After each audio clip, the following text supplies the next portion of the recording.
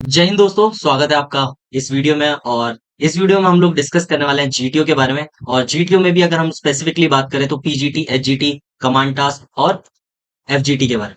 तो बचपन में मैं बहुत सारे स्ट्रक्चर्स बनाता था यूजिंग दी सॉफ्टवेयर जो कंप्यूटर में हम लोगों को बहुत फैसिनेट करते हैं। ठीक है, तो बचपन में मैंने बहुत सारे मैप्स बनाए थे, घर बनाए थे, मॉडल्स बनाए थे, वेरियस मॉडल्स बनाए थे। तो जब मैंने इंजीनियरिंग करी और उसके बाद जब मैंने एसएसबीज देना शुरू किया तो मुझे आइडिया आया कि यार क्यों ना जीटीओ के स्ट्रक्चर्स बनाए जाएं 3D में, जिससे कि लोगों को हेल्प मिले। क्योंकि सिर्फ अगर पिक्चर्स देखेंगे या वीडियोस देखेंगे यूट्यूब पे तो हम लोगों को उतना आइडिया नहीं लग पाता। लेकिन अगर आप देखोगे 3D स्ट्रक्चर से हम लोगों को बहुत सारी हेल्प हो सकती है। हम लोगों को क्लियरली दिखेगा कि कहाँ पे हमारा स्ट्रक्चर हम लोग फंसा सकते हैं, कहाँ पे हम लोग रख सकते हैं और किसकी हेल्प से हम लोग उसको फंसा सकते हैं। तो आपको 3D स्ट्रक्चर्स में बहुत ज्यादा हेल्पफुल होने वाला है ये जो वीडियो है। तो आप इस वीडियो को ध्यान से देखिए, एंड तक देखिए, आपको बहुत ज्यादा हेल्प मिलने वाली है। तो हम लोग सबसे पहले जीटीओ के बारे में अगर डिस्कस करें तो GTO is divided mainly into GTO day 1, ठीक है, and GTO day 2। GTO day 1 पे हमारा सबसे पहले होता है जीडी, देन आता है हमारा जीपी, फिर आता है हमारा पीजीटी, फिर आता है हमारा एचजीटी, फिर आता है हमारा जीओ, ग्रुप ऑब्स्टिकल रेस, जिसको हम लोग स्नेक रेस भी कहते हैं। ठीक है, देन आता है हमारा last task of the day, that is lecturing.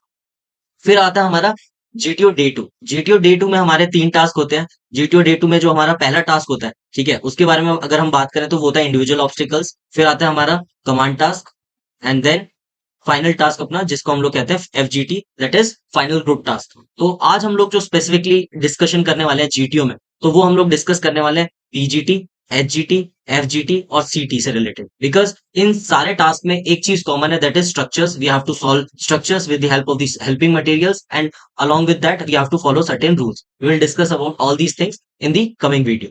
ये जो टेस्ट होता है, अगर मैं जीटीओ की स्पेसिफिकली बात करूं, जो स्टार्टिंग के 4 टास्क है, that is GD, GP, PGT and HGT, इसको हम लोग कहते हैं बेसिक सीरीज। तो बेसिक सीरीज जो टेस्ट होते हैं हमारे, बहुत ही इंपॉर्टेंट होते हैं। इन 4 टेस्ट से डिसाइड हो जाएगा जीटीओ किसको रेकमेंड करने वाला है, किसको नहीं रेकमेंड करने वाला है। और इसके बाद जितने भी टास्क है, that is GOR and lecturette and GTO day 2 की बात करें, आईओ, सीटी एंड एफजीटी, ये हमारे आते हैं कंफर्मेटरी टेस्ट में। तो बेसिक सीरीज से वो आइडेंटिफाई कर लेगा कि कौन सा पोटेंशियल कैंडिडेट है जिसको हमें रेकमेंड करना है। और बेसिक सीरीज में जो क्वालिटीज उस कैंडिडेट, पोटेंशियल कैंडिडेट की जो उसने देखी है, वो पोटेंशियल कैंडिडेट को वो कंफर्म करेगा जो सारी क्वालिटीज उसने एक्सट्रैक्ट करी है during the first 4 basic series test. उसके बाद सारी चीजें कंफर्म होंगी जीओआर से, लेक्चरेट से, आईओ से, कमांड टास्क से और एफजीटी से। तो you know the importance of PGT and HGT. तो आपको पीजीटी और एचजीटी में बहुत अच्छे से परफॉर्म करना है, and we are going to start about these task only in this video. तो दोस्तों अगर हम लोग बात करें पीजीटी की, पीजीटी का फुल फॉर्म होता है प्रोग्रेसिव ग्रुप टास्क, है ना। इसमें हम लोगों के पास एक ऑब्स्टिकल होता है, ठीक है। इसमें 4 स्टेजेस में डिवाइडेड होता है, पीजीटी 4 स्टेजेस में डिवाइड होता है। फर्स्ट स्टेज सिंपल होता है, जैसे ये जो स्ट्रक्चर मिला हुआ है ना, जैसे ये जो चीज मिली हुई है हम लोगों को, ये हमारा एक ऑब्स्टिकल हो जाएगा, ठीक है। यहाँ पर इसके जैसे हमारे पास 4 होंगे obstacles. We have to like complete all these obstacles, ठीक है। अपने ग्रुप को लेके जाना है। हम लोगों का ग्रुप होगा 10 का भी हो सकता है, 15 का भी हो सकता है, depending on the screen candidates, ठीक है।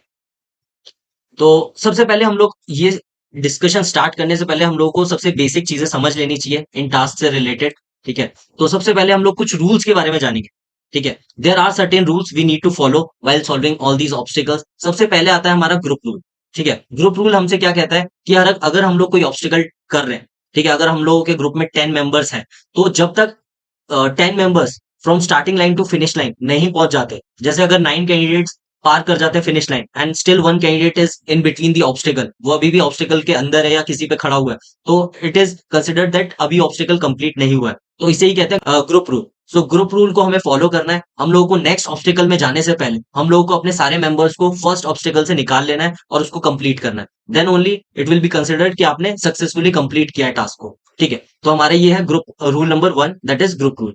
फिर सेकंड आ जाता है हमारा डिस्टेंस रूल, ठीक है। अब तो डिस्टेंस रूल की अगर बात करें हम, तो distance rule is very interesting. जैसे कि आप देख लो यहाँ पर अगर हम लोग बात करें, ठीक है, ये हमारी हो गई स्टार्टिंग लाइन, ये हमारी हो गई फिनिश लाइन।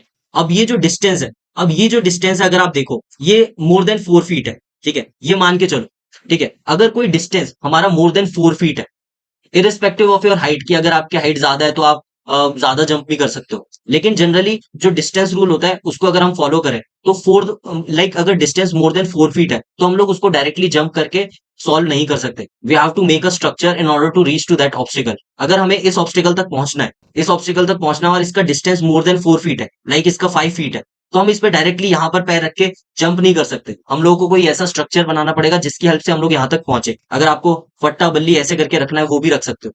तो कुछ ना कुछ स्ट्रक्चर आपको बनाना पड़ेगा अगर डिस्टेंस मोर देन 4 फीट है in order to solve that. तो ये हमारा है हमारा और second rule, that is distance rule. अगर हम लोग रूल नंबर थर्ड की बात करें, इसको कहते हैं रूल ऑफ इन्फिनिटी। अगर रूल ऑफ इन्फिनिटी की बात करें, ठीक है, अगर हम लोग रूल ऑफ इन्फिनिटी की बात करें, इसमें क्या होता है, ये जो स्टार्टिंग लाइन आपको दिख रही होगी व्हाइट कलर की, ये हमारी स्टार्टिंग लाइन हो गई, ये हमारा फिनिशिंग लाइन हो गया। तो ये जो लाइन है ना, ये इन्फिनिटी तक जा रही है। ये ऐसा नहीं है कि ये यहां पर क्लोज हो गया, ये ऐसा क्यूबॉइड सा कुछ नहीं है, ठीक है। ये ऐसा है कि ये जो स्टार्टिंग लाइन है ये इन्फिनिटी इन्फिनिटी तक जा रही है, ये जो फिनिश लाइन है ये भी इन्फिनिटी तक जा रही है। इसका मतलब ये है कि भाई अगर तुम यहां पर पहुंच नहीं पा रहे हो, ठीक है, अगर जैसे आप यहां से ये जो डिस्टेंस है ये मोर देन 4 फीट है, ठीक है, तो आपको क्या लगा कि यार यहां पर तो कुछ दिया नहीं है, तो यहां पर तुम खड़े होके यहां पर तुमने सोचा कि यहाँ ये डिस्टेंस तो लेस देन 4 फीट है, तो फिर यहां पर आके तुमने प्लैंक लगा दिया ऐसे करके, तो दिस इज नॉट अलाउड, ठीक है, ये आप नहीं कर सकते। तो इसीलिए इसको कहते हैं रूल ऑफ इन्फिनिटी। आपको इसीलिए ये रूल बहुत ही इंपॉर्टेंट होता है, वरना आपका टास्क तो खत्म हो जाएगा। अगर आप ऐसे करोगे तो फिर तो खत्म है, तो फिर कुछ जरूरत ही नहीं पड़ेगी सॉल्व करने की। तो ये होता है हमारा रूल ऑफ इन्फिनिटी। फिर आता है हमारा कलर रूल, ठीक है। Colour rule also plays a very crucial role. अगर आप यहाँ पे ध्यान से देखोगे, there are certain colour of bricks, ठीक है, ये जो आप ब्रिक्स देख रहे हो ना, 3 कलर्स की ब्रिक्स है मेनली यहाँ पे। तो सबसे पहले हम लोग बात करते हैं रेड की, ठीक है। अगर हम लोग रेड की बात करें तो रेड आउट ऑफ बाउंड होता है फॉर एवरीवन। ना तो कोई कैंडिडेट उस पे खड़ा हो सकता है, ना कोई हेल्पिंग मटेरियल वहां पे खड़ा हो सकता है, ठीक है, ना हम लोग हेल्पिंग मटेरियल रख सकते हैं, ना कोई कैंडिडेट वहां पे खड़ा हो सकता है। Then comes the blue colour. Blue colour का ये रूल है कि आप यहाँ पर कैंडिडेट यहाँ पे खड़ा हो सकता है, कोई ह्यूमन बीइंग खड़ा हो सकता है, लेकिन जो हमारा हेल्पिंग मटेरियल वो चीज हमारी वहां पर नहीं लगनी चाहिए, अदरवाइज पेनल्टी लगेगी और रूल वायलेट होगा। तो हम लोगों को ये ख्याल रखना है। Then comes the white part. ये हमारे लिए सबसे फ्रेंडली कलर है, यहाँ पर कैंडिडेट भी खड़ा हो सकता है और हेल्पिंग मटेरियल भी रखा जा सकता है। तो this is all about colour rule, ठीक है। तो ये हमारे मेनली रूल्स हैं, ठीक है। और एक और रूल है जिसे हम लोग कहते हैं fifth rule, that is rule of rigidity. Rule of rigidity का मतलब ये है कि अगर हम लोग कोई प्लैंक है या बल्ली है, उसको हम लोग एक साथ आगे पीछे नहीं बांध सकते जिससे कि हम लोग उसका डिस्टेंस बढ़ा दें, अदरवाइज उस ऑब्स्टिकल का वैल्यू ही खत्म हो जाएगा। अगर आप ऐसे सॉल्व करोगे तो खेल खत्म है। जैसे अगर मैं आपको समझा दूं, ठीक है, तो लेट मी जस्ट टेक फट्टा एंड बल्ली है, ठीक है। अब जैसे ये हमारा फट्टा है, अब इस फट्टे को मैं इधर लेके आ जाऊं, यहाँ पे हम लोग स्टार्टिंग लाइन पे हम लोगों ने रख दिया ये, और फिर ये हो गया बल्ली हमारा, ठीक है, और इस बल्ली को भी लेके आ जाए। वैसे तो ये बल्ली बहुत छोटा है, लेकिन अगर हम बल्ली को बड़ा कर दें, जैसे मैं इस बल्ली को बड़ा कर देता हूँ, ठीक है, अगर इस बल्ली को बड़ा कर दिया हमने, ठीक है, और इसकी हाइट हम लोग रख देते हैं, इसको व्हाइट लाइन के ऊपर रख देते हैं, इस बल्ली को भी इसके ऊपर रख देते हैं, ठीक है।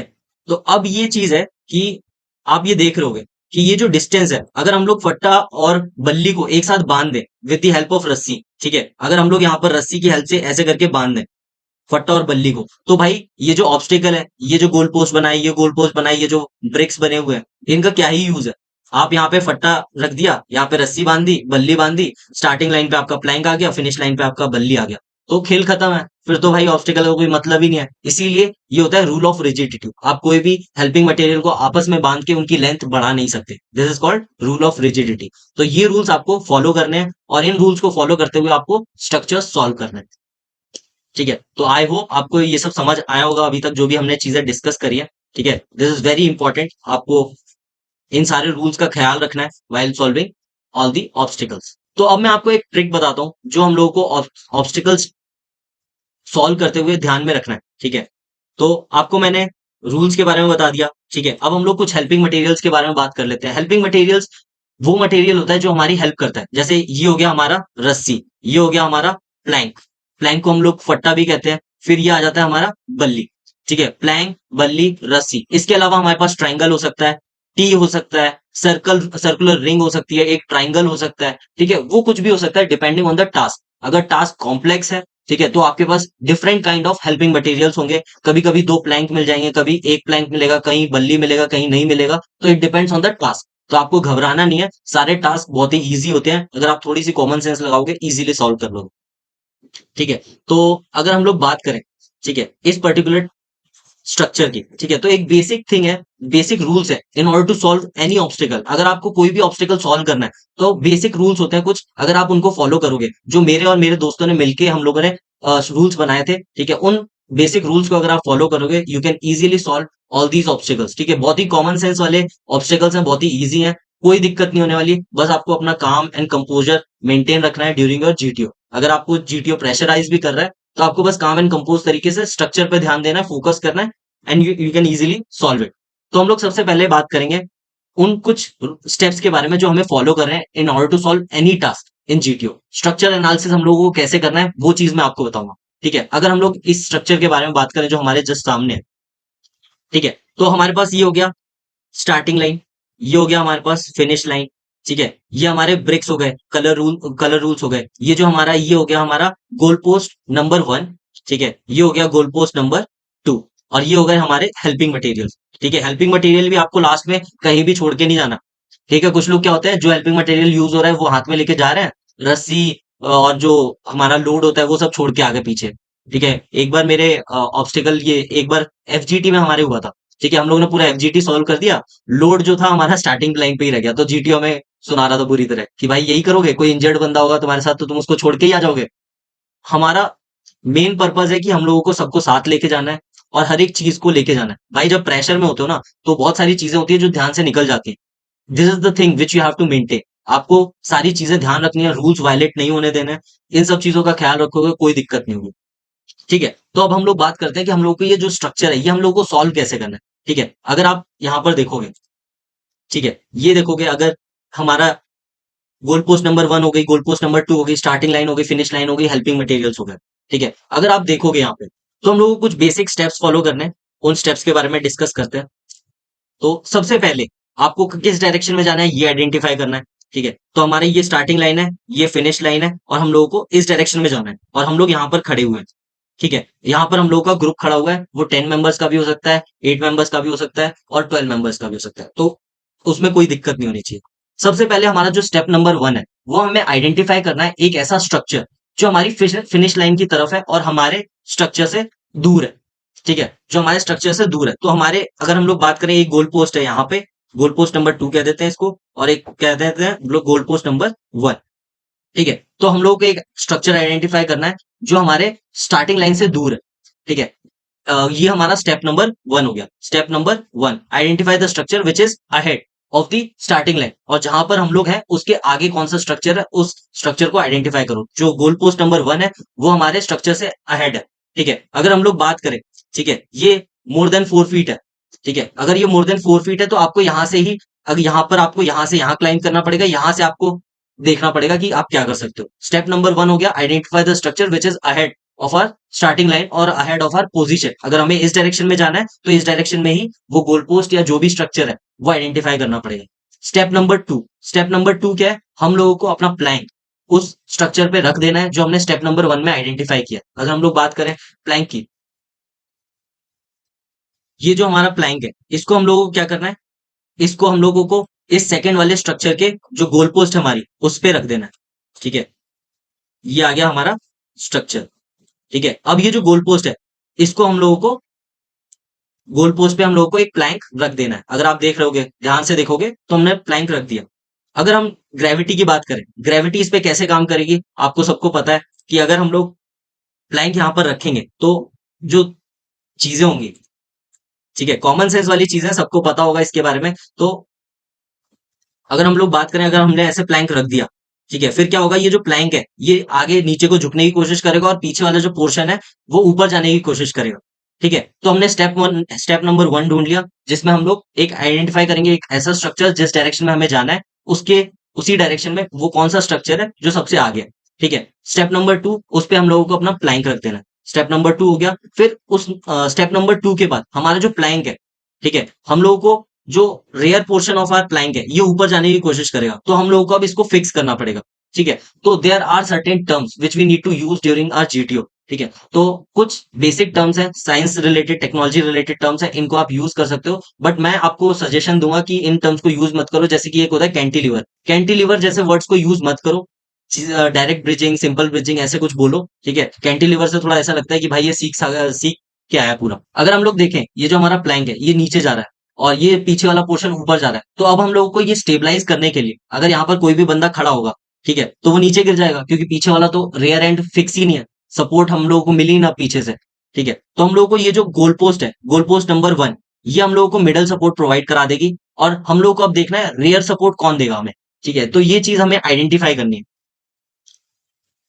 तो आप देख ही सकते हो यहाँ पर अगर हम लोग बात करें, ठीक है, अगर ऐसे करके ये झुक जाएगा, अगर पीछे से हम लोगों ने कुछ लगाया नहीं तो ये नीचे को झुक जाएगा, ठीक है, और ग्राउंड पे टच हो जाएगा, और ग्राउंड पे टच हो गया तो एक बार तो ये रूल वायलेट हो जाएगा और सारी मेहनत पानी में, ठीक है। और ये जो ग्रीन पोर्शन दिख रहा है ना, ग्रीन पोर्शन, ये भी हमारे किसी काम का नहीं है, ये भी आउट ऑफ बाउंड है। Once you are into the starting line या फिनिश लाइन के बीच में हो आप, तो आप समझ जाओ कि आप किसी और स्ट्रक्चर पे पैर या कुछ नहीं रख सकते हो, ग्राउंड पे भी पैर नहीं रख सकते, यहाँ पर भी, यहाँ पर आके खड़े होके ऐसे करके प्लैंक सेट नहीं कर सकते, ठीक है। This is also out of bound, ठीक है, this is also out of bound, this is also like red colour only, ठीक है। तो हम लोग यहाँ पर कुछ भी एक्टिविटी नहीं कर सकते। अगर आप ग्राउंड पे आपका हेल्पिंग मटेरियल टच हो जाता है या आप खड़े हो जाते हो, इसका मतलब है बेसिक रूल्स वायलेट हो रहे हैं, आपको ये नहीं करना है। तो हमारा स्टेप नंबर 1 हो गया, एक हमें ऐसा स्ट्रक्चर आइडेंटिफाई करना है जो हमारी जिस डायरेक्शन में हमें जाना है उस डायरेक्शन में पड़ेगा, and it is more than 4 feet, वो हमसे थोड़ा सा आगे है, ठीक है। स्टेप नंबर 2, हम लोगों को उस स्ट्रक्चर पे अपना प्लैंक रख देना है या फट्टा रख देना है। हमने फट्टा रख दिया, अब हम लोगों को मिडल सपोर्ट मिल चुका है, मिडल सपोर्ट मिल चुका है। ये जो हमारा गोल पोस्ट नंबर 1 है, ये हमारा बन गया मिडल सपोर्ट, ठीक है। अब मिडल सपोर्ट मिल गया, लेकिन अभी भी rear end of the plank हमारा ऊपर जा रहा है, तो हम लोगों को अब इसको टैकल करना है, ठीक है, इस चीज को टैकल करना है। तो अब इन लोगों के लिए हमें सोचना पड़ेगा कि यार ये जो पीछे वाला पोर्शन है ये हम लोग कैसे सही करेंगे, ठीक है, इसको हम लोग को फिक्स करना है। हमें मिडल सपोर्ट मिल चुका है, अब हम लोग we are looking for the rear support, ठीक है। अगर हम लोग ध्यान से देखें, ठीक है, तो there is a goal post, ये वाला गोल पोस्ट भी हमारे पास है, ठीक है, ये वाला गोल पोस्ट भी हमारे पास है। तो देयर आर मल्टीपल वेज, आप जो रेयर एंड को, जो रेयर एंड ऑफ द फट्टा है उसको फिक्स कर सकते हो। देयर आर मल्टीपल वेज, हमारे पास रस्सी भी है, बल्ली भी है, ठीक है, और कोई और हेल्पिंग मटेरियल होता उससे भी हम लोगों को सॉल्व करना पड़ता, ठीक है। तो देयर आर मल्टीपल वेज, आपको घबराना नहीं है, आपको आराम से अपने माइंड को काम एंड कंपोज रखना है। वो आप पे प्रेशर डालेगा तो आपको टेंशन नहीं लेनी, ठीक है। तो सबसे पहले अगर हम बात करें, तो कुछ लोग ये बोलेंगे कि यार हम लोगों को मतलब कुछ करने की क्या जरूरत है, हम लोग अगर इसको थोड़ा सा ऐसे करेंगे तो ये अपने आप आ जाएगा। तो अगर हम लोग ये देखेंगे ना कि ये जो पोर्शन है गोल पोस्ट, ये थोड़ा सा हाइट ज्यादा है, ठीक है, ये जो हाइट है ना इसकी, ये ज्यादा है। अगर हम लोग इस प्लैंक को इस प्लैंक को अपने आप ऊपर आने दें, ठीक है, जब तक ये ऊपर आएगा ना, जब तक इस वाले हॉरिजॉन्टल गोल पोस्ट का ये सहारा लेगा in order to get the support, ये तब तक ग्राउंड को टच कर चुका होगा, और ग्राउंड को टच कर जाएगा तो प्रॉब्लम है। तो प्रॉब्लम है मतलब हम लोग ये सोल्यूशन इंप्लीमेंट नहीं कर सकते। तो हम लोगों को कोई ऐसा सोल्यूशन ढूंढना पड़ेगा जहां पे हम लोग ये डिस्टेंस कम कर सके या हम लोग रेयर एंड को फिक्स कर सके, ठीक है। तो हम लोगों को रेयर एंड को फिक्स करने के लिए क्या करना चाहिए, तो सबसे पहले एक बेसिक आइडिया अगर हम लोग देखें, हमारे पास एक रस्सी दी हुई है, तो हम लोग रस्सी को जब भी हम लोग रेयर सपोर्ट के लिए बांधेंगे तो सबसे नीचे बांधना है। तो सबसे पहले रस्सी यहां पर बांधोगे, ठीक है, रस्सी यहां से लेके आओगे, प्लैंक के ऊपर से जाएगा, ठीक है। अगर उसको और स्टेबल करना है तो आप एक सर्कल और ले सकते हो, फिर दूसरी बार यहां पर आके ऐसे करके बांध दोगे। इससे क्या है, हम लोगों ने रेयर एंड को सपोर्ट प्रोवाइड करा दिया, वो फिक्स कर दिया। अब बंदा कोई आगे जाएगा तो वो गिरेगा नहीं, वो जो प्लैंक है वो ग्राउंड पे टच नहीं होगा, क्योंकि हम लोगों ने एक ब्रिज बना लिया, ठीक है। अगर हम इस रस्सी को किसी और एंगल से देखना चाहते हैं वो भी देख सकते हैं, ठीक है। तो ऐसे करके अगर हम लोग बात करें, यहाँ पर हम लोगों ने रस्सी बांधी, वो आएगा इस प्लैंक के ऊपर से, और यहाँ पर एक रस्सी बांधेंगे, ठीक है। अब क्या होगा, हमारे पास रियर सपोर्ट भी हो गया, मिडल सपोर्ट भी हो गया, और यहाँ पर अब हमारा मेन जो कैंडिडेट है जो रेकमेंड होने वाला है वो यहाँ पर खड़ा हो जाएगा और यहाँ से फिनिश लाइन पे पहुंच जाएगा। This is how we have to solve all the structures. अब यहाँ पर क्या है, अब तुम्हारा जीटीओ अगर तुम्हें रेकमेंड करना चाहता होगा और ये कमांड टास्क है, तो वो क्या बोलेगा कि यार एनिमी फायर में रस्सी डिस्ट्रॉय हो गई, ठीक है, now you have to do without रस्सी। अब रस्सी तुम्हारा एक हेल्पिंग मटेरियल हटा दिया गया ताकि आप पे और प्रेशर क्रिएट किया जा सके और आपको टेस्ट किया जा सके कि आप अपना कंपोजर मेंटेन रखते हैं, आपका दिमाग काम करता है कि नहीं प्रेशर में। तो यहाँ पर भी आपको काम एंड कंपोज नेचर बनाए रखना है, ठीक है। फिर यहाँ पर आएगा हमारा बल्ली, ठीक है। बल्ली की सबसे पहली तो चीज, एक काम करते हैं, इसका थोड़ी हाइट छोटी कर देते हैं। तो जो हाइट ऑफ द बल्ली है और प्लैंक है, it will depend on the structure. आपका जैसा स्ट्रक्चर होगा, ऑब्स्टिकल होगा, उसी के हाइट के हिसाब से आपको बल्ली भी दी जाएगी, ठीक है? तो अगर हम बल्ली की हेल्प लें, ठीक है? बल्ली को अगर हम प्लेस करें, ठीक है? तो बल्ली को अगर हम लेके आएँ, तो अगर हम बल्ली को यहाँ लगा दें, तो आप देख रहे होगे कि बल्ली यहाँ पर फिक्स हो जाएगी।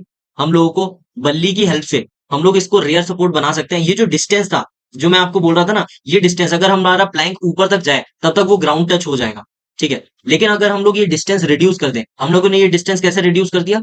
बल्ली से। तो बल्ली से हमने डिस्टेंस रिड्यूस कर दिया। अब ये जो रेयर एंड है ऑफ प्लैंक, वो हमारा फिक्स हो चुका है, ठीक है? मिडल सपोर्ट हमें मिल चुका है। अब हमारा जो कैंडिडेट है, जो रिकमेंड होने वाला है, वो यहाँ खड़ा हो जाएगा, स्ट्रक्चर स्टेबल होगा और then he can easily solve the problem, ठीक है? This is how we need to solve all the structures. Basic rules ही इंप्लीमेंट करने हैं, कुछ नया, कुछ टेक्निकल, कुछ कॉम्प्लेक्स करने की कोई जरूरत नहीं है, सब बेसिक चीज है, ठीक है? तो इन स्टेप्स को मैं समराइज करने के लिए स्क्रीन पे लगा देता हूँ, आप इसको पॉज कीजिए, ध्यान से देखिए, रीड कीजिए और इसको लिख लीजिए, ठीक है? This is going to help you a lot. और आई होप आपको जीटीओ के बेसिक चीजों के बारे में आपको पता चल गया होगा, रूल्स के बारे में पता चल गया होगा, स्ट्रेटजीज के बारे में पता चल गया होगा, ठीक है? At the same time I am conducting a workshop for SSB, online SSB workshop कर रहा हूँ, जिसमें आपको बहुत सारे स्ट्रक्चर्स मैं दूंगा, 3D स्ट्रक्चर्स दूंगा, जो अब हम लोग जीटीओ की बात करेंगे, ठीक है? At the same time site भी कंप्लीट कराऊंगा, पर्सनल इंटरव्यू के ऊपर भी काम करेंगे हम लोग, और पीपीडीटी और स्क्रीनिंग की प्रैक्टिस भी करेंगे। तो आप अगर ज्वाइन करना चाहते हैं, तो आप वर्कशॉप भी ज्वाइन कर सकते हैं, एंड आई बिलीव आपको बहुत ज्यादा हेल्प मिलने वाली है उस वर्कशॉप से, ठीक है? तो आई होप आपको ये जो जीटीओ वाला स्ट्रक्चर है समझ आया होगा, हम लोगों को क्या अप्रोच लेके चलना चाहिए, क्या रूल्स होने चाहिए जो हम लोगों को फॉलो करना चाहिए। तो मिलते हैं आपसे नेक्स्ट वीडियो में, जिसमें मैं आपको बहुत वेराइटी ऑफ स्ट्रक्चर्स लेके आऊंगा, कमांड टास्क के स्ट्रक्चर्स लेके आऊंगा, पीजीटी के स्ट्रक्चर्स लेके आऊंगा, और हम लोग उसको 3D स्ट्रक्चर्स में सॉल्व करेंगे, और उनको सॉल्व करने का तरीका भी सीखेंगे, और हमारा क्या अप्रोच होना चाहिए, कैसे हम लोगों को देखना चाहिए। तो मिलते हैं आपसे नेक्स्ट वीडियो में। जय हिंद, वंदे मातरम।